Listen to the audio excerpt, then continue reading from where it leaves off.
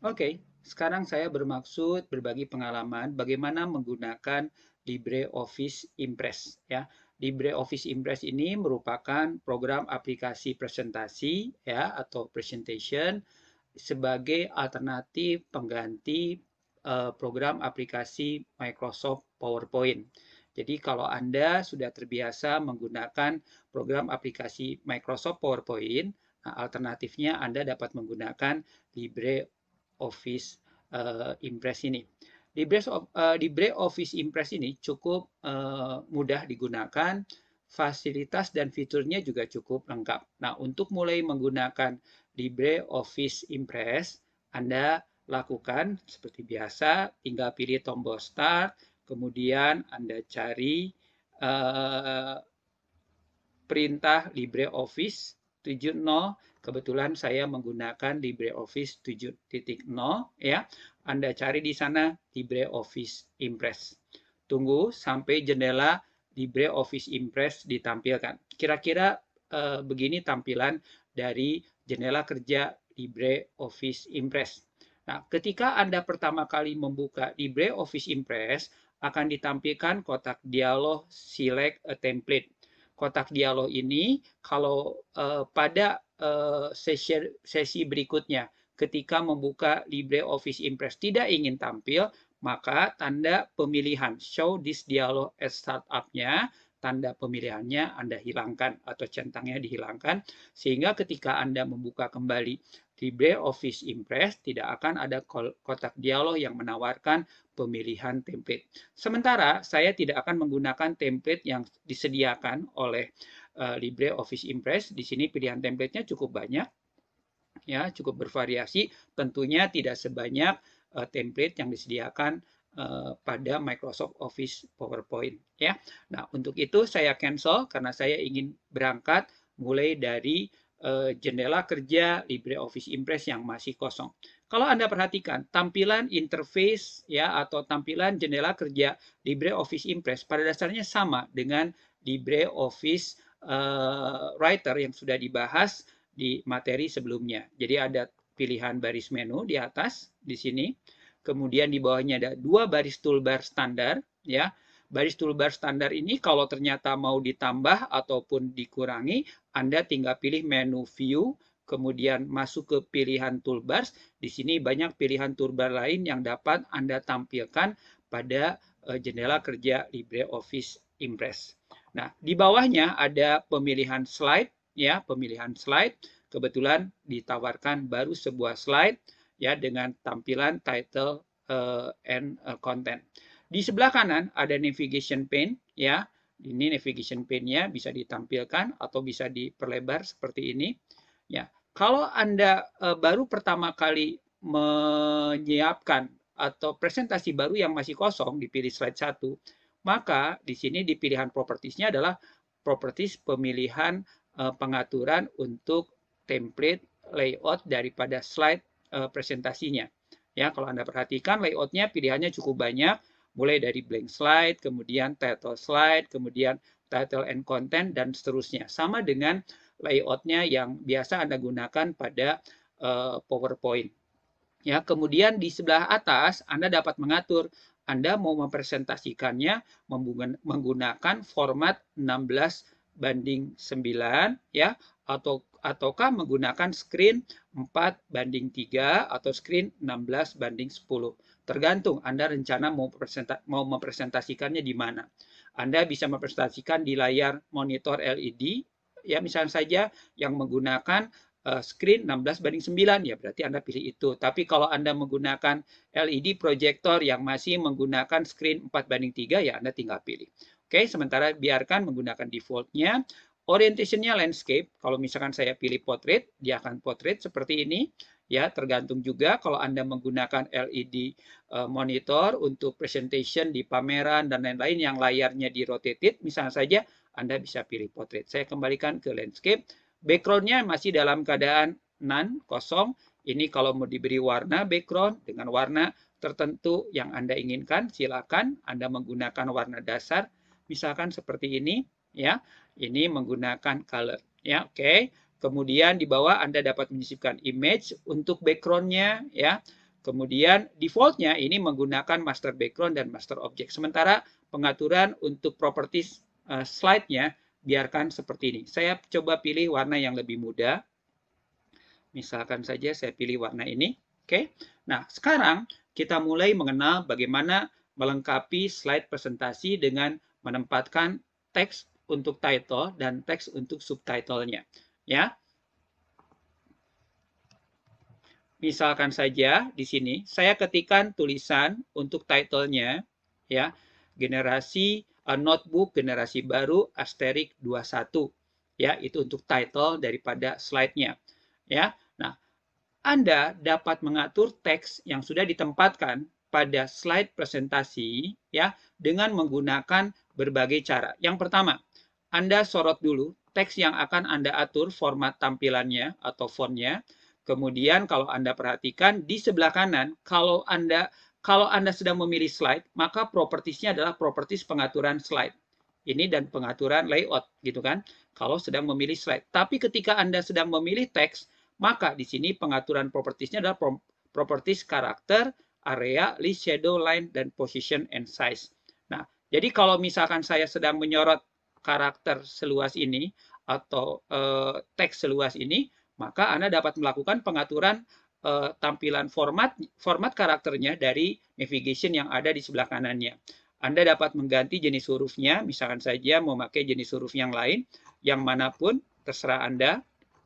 Ya, misalkan saja di sini ya saya pilih Berlin Sun FB, misalkan saja biar kelihatan menonjol.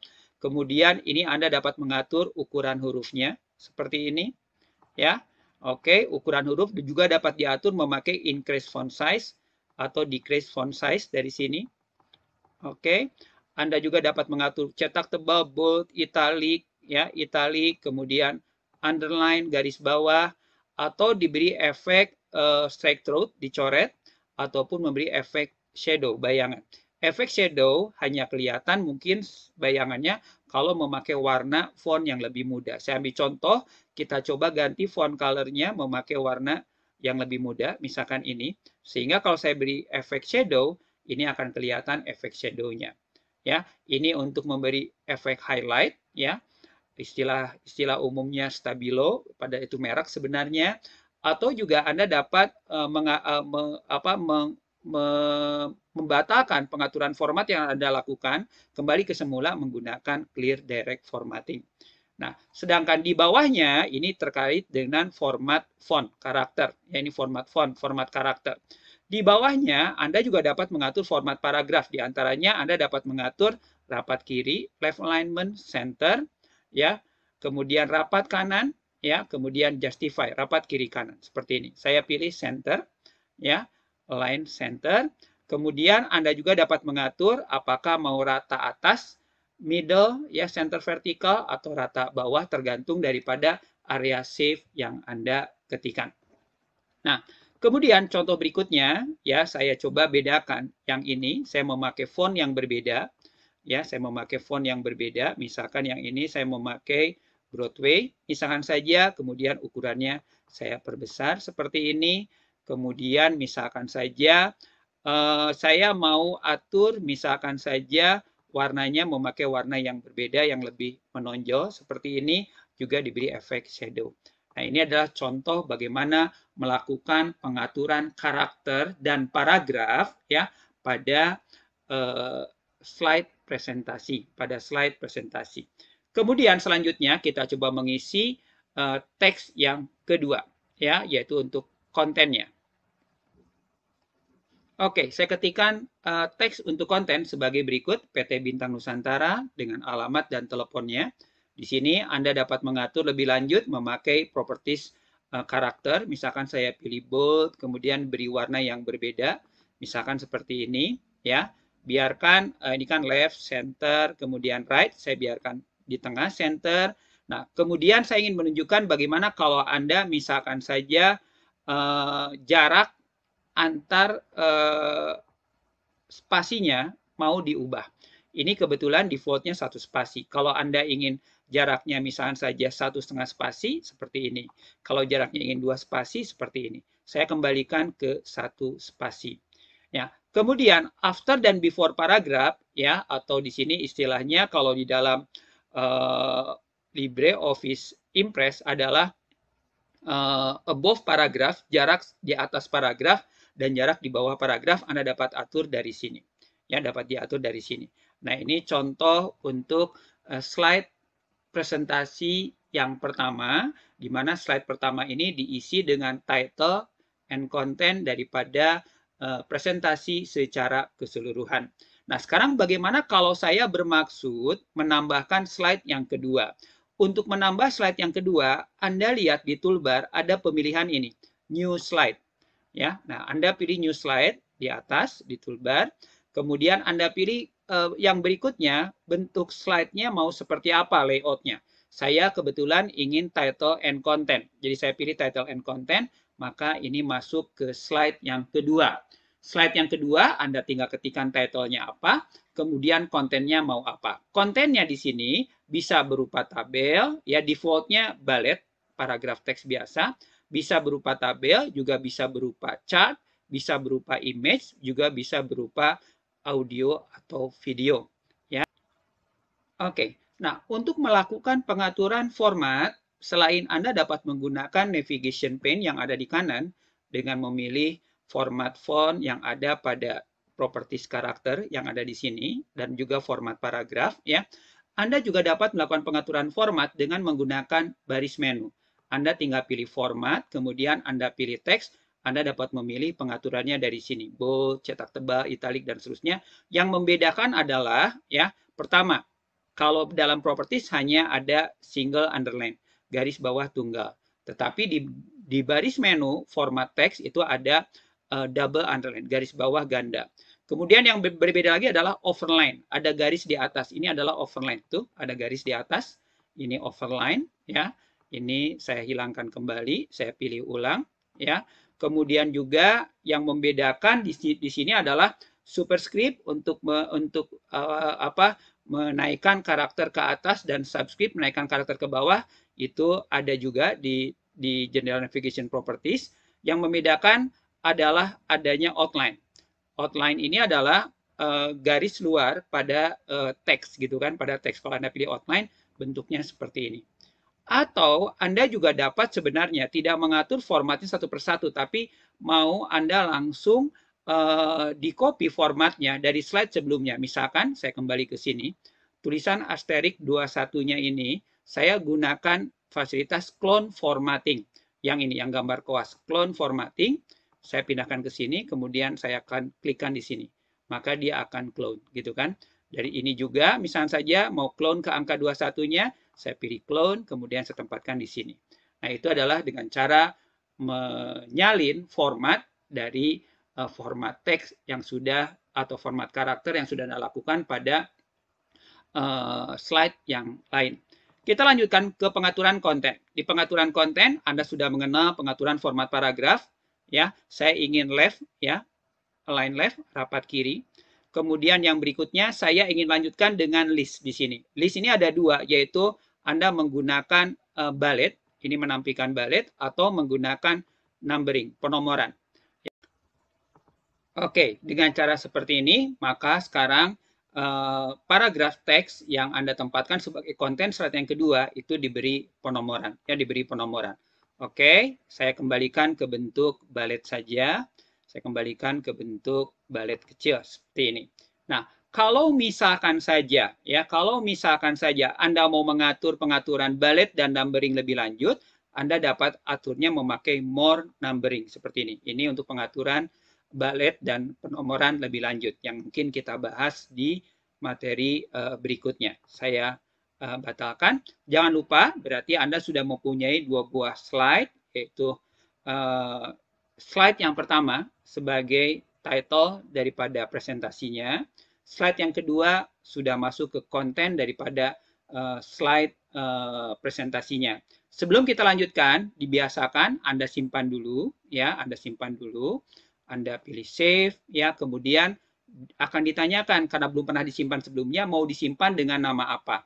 Misalkan sementara saya simpan di desktop, saya beri nama Libre, misalkan saja Office Impress misalkan saja 1. Ini hanya sebagai contoh.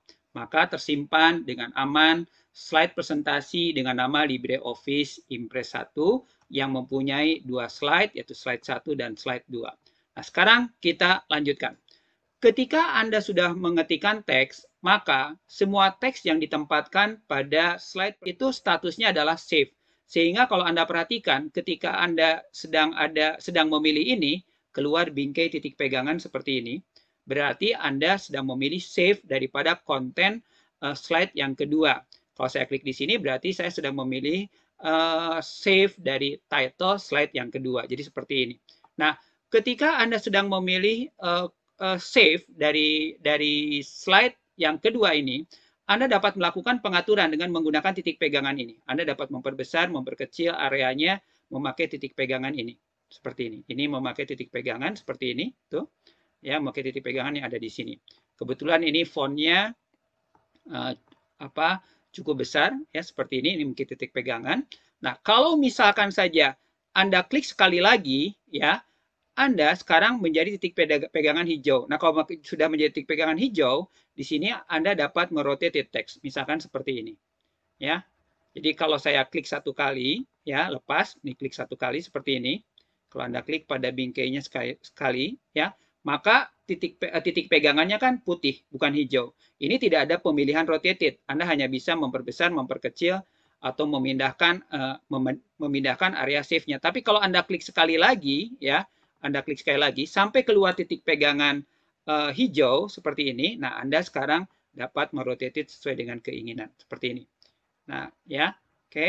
Nah, ini untuk mengatur save yang sudah ditempatkan. Karena semua teks yang ditempatkan pada slide presentasinya LibreOffice Impress itu adalah statusnya adalah save. Nah, kita coba lakukan pengaturan save-nya. Kalau Anda perhatikan di sini tadi karakter sudah, saya minimize, paragraf sudah, saya minimize, kita masuk ke area. Ya. Nah, area di sini adalah digunakan untuk mengatur